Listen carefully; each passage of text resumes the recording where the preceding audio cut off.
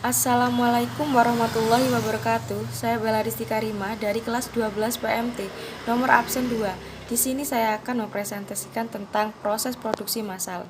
Proses produksi massal adalah urutan pelaksanaan atau kejadian yang terjadi secara alami atau didesain dengan menggunakan waktu, ruang keahlian, atau sumber daya lainnya yang menghasilkan suatu hasil produksi.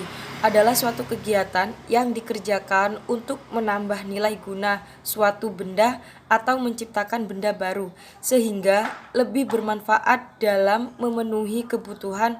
Kegiatan menambah daya guna sebuah benda tanpa mengubah bentuknya dinamakan produksi jasa. Sedangkan kegiatan menambah daya guna sebuah benda dengan mengubah sifat dan bentuknya dinamakan produksi barang.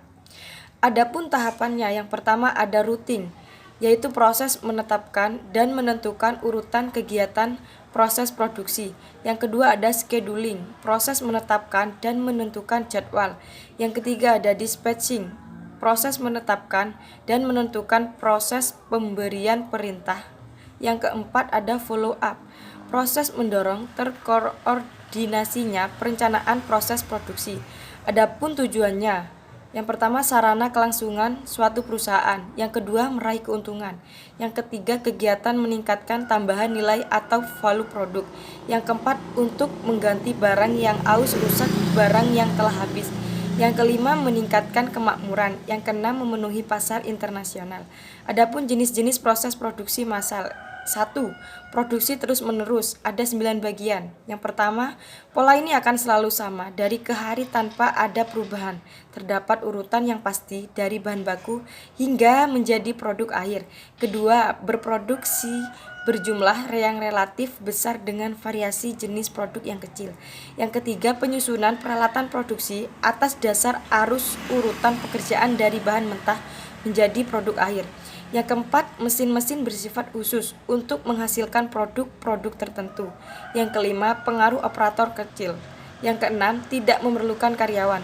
7. Jika ada kemacetan pada satu bagian mengakibatkan kemacetan total. 8. Memerlukan ahli perawatan yang cukup baik. Yang 9. Variasi jenis produk relatif sedikit. Yang kedua ada proses terputus-putus, ada 9 bagian. 1. Menghasilkan produk lebih sedikit namun variasi jenis produk lebih banyak dan produksi atas pesanan. Yang kedua, penyusunan fasilitas produksi berdasarkan fungsinya. Yang ketiga, mesin-mesin bersifat general purpose machine. Yang keempat, pengaruh karyawan lebih besar.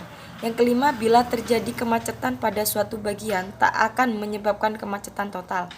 Yang keenam, diperlukan pengendalian proses yang baik. Yang ketujuh, diperlukan bahan mentah yang cukup tinggi. Yang kedelapan, ada peralatan bersifat fleksibel yang menggunakan tenaga manusia. Yang kesembilan, diperlukan ruangan yang cukup besar.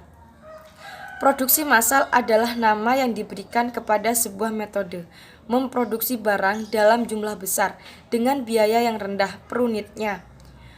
Proses produksi yang pertama, membuat barang atau produk dengan menggunakan mesin serta peralatan. Hal ini disebut juga produksi. Membuat sarana produksi atau sistem produksi itu sendiri. Hal ini disebut persiapan. Adapun urutan proses produksi, yang pertama ada penjadwalan waktu, yang kedua pemilihan peralatan, yang ketiga pengerjaan dengan perkakas, yang keempat ada mobilisasi personalia, yang kelima pembagian pekerjaan, yang keenam pembelian material. Terima kasih. Wassalamualaikum warahmatullahi wabarakatuh.